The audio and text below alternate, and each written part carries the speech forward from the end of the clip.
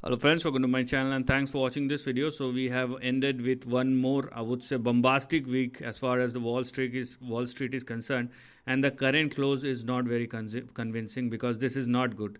I mean, what it reminds, not only based on the current price behavior of the index, but the overall market situation, it reminds me somewhere near, I mean, the move which we have seen in 2016 when everything is falling down, be it dollar index, be it I would say the crude oil, and be it the equity market, everything is going down. Nobody has a clue what's going to happen, and then we have seen a sharp reversal.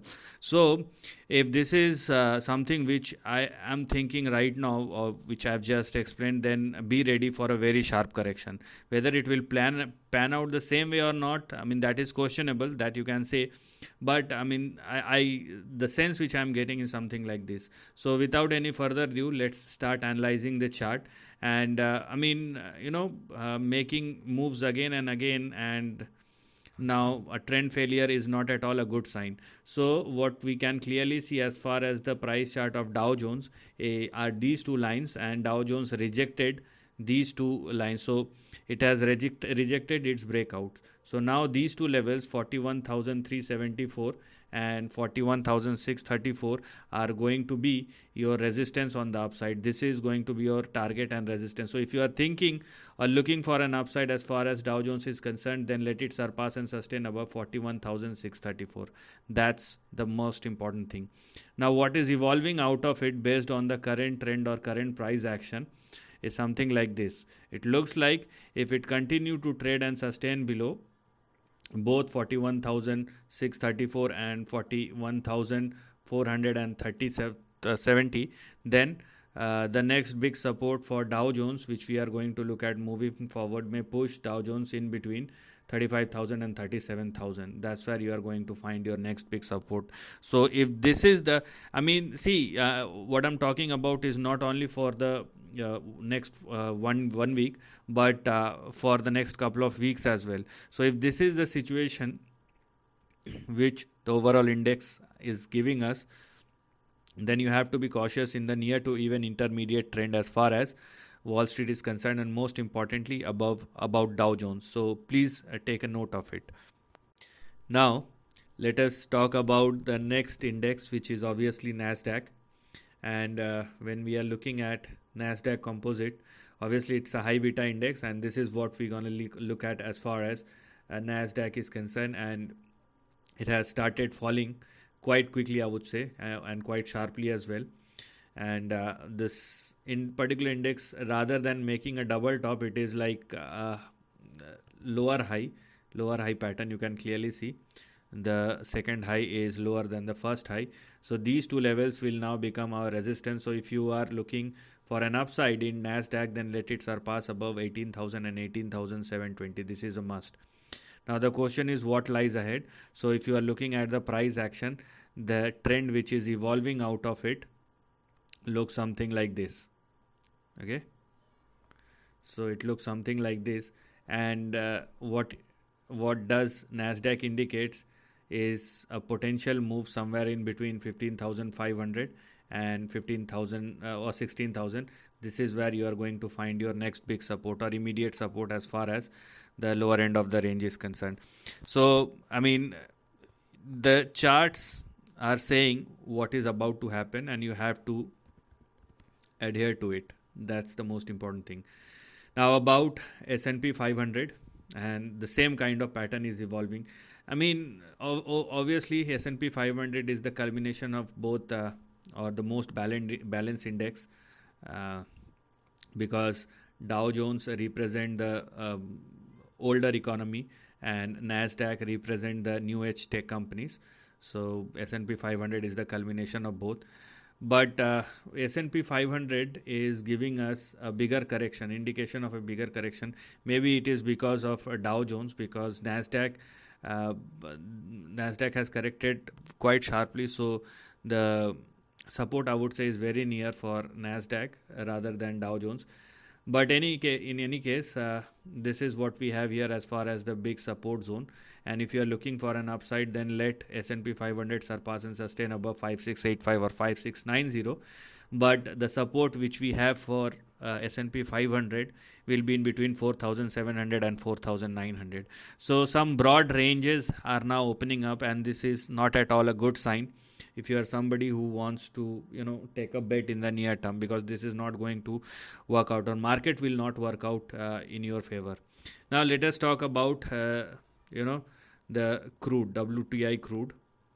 And here we are. I mean, this is what I'm talking about. Basically, crude is trading very near to the major support level 67.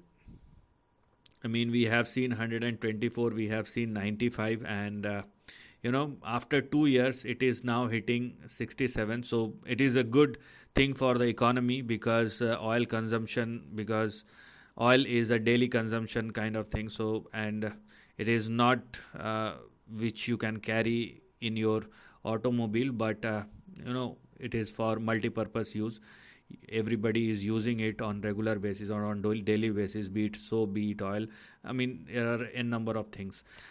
And WTI crude started correcting. This is what I have said at the beginning of the video, that I mean, these kind of things I have seen. What I recall, it was in 2016. So right now it is trading near to the support level, which is in between 66 and 62. The big trouble for WTI crude future will start if it falls below 62. At or above 62 it is fine, but if it falls below 62, you will see a major drop. You can expect you can then expect WTI crude to move towards in between 30 to 40 40 to 50% kind of crash, or here we are, 45% kind of crash, because the next big support we have for WTI crude will be in between 35 and 50 $40. So this is going to be a quite a big thing. So we will see how this will work out. But this crude fall is very important for oil importing countries, and it's very good for the economy as well. Now, about two most important things. Number one, the dollar index. And if you are looking at the dollar index, this is what we have here. This is again started taking support. So we can clearly see this game going on. And you may call this as a multiple support, because dollar index hits this level time and time again in the last 1.5 or 2 years. But there is another way to look at it. Whenever dollar index moves higher, it will again move back to 100.8 and 100.6. So this is how you are going to approach the dollar index. So this is the range in between which dollar index has been trading, and the most important date will be 18th of September, where 18th or 19th of September, let me check. Yeah, 18th of September, when the Fed will make its decision. And if there is something big, and if a dollar index falls below 100, you will see a massive cut. I mean, you will see a big fall which will start thereafter or below 100. And if I do look at this trend, overall trend, I mean, you have seen a downside and then a correction. This consolidation does not represent strength, because if it does not move like this, it will rather move like this. Generally, after this kind of move, then a correction, you will see a move like this. So a correction, then a consolidation, and most probably you will see sharp cut thereafter if things does not work out. So you have to be very cautious about the move, and if things does not work out accordingly, what we will see, dollar index started correcting down. So here we can see everything is falling down, and let's see how the market will react in the near future. But these kind of moves does not represent strength, it rather represent weakness as far as the trend is concerned, and that's what you need to take care of. So this is the end of the video. Thanks for watching.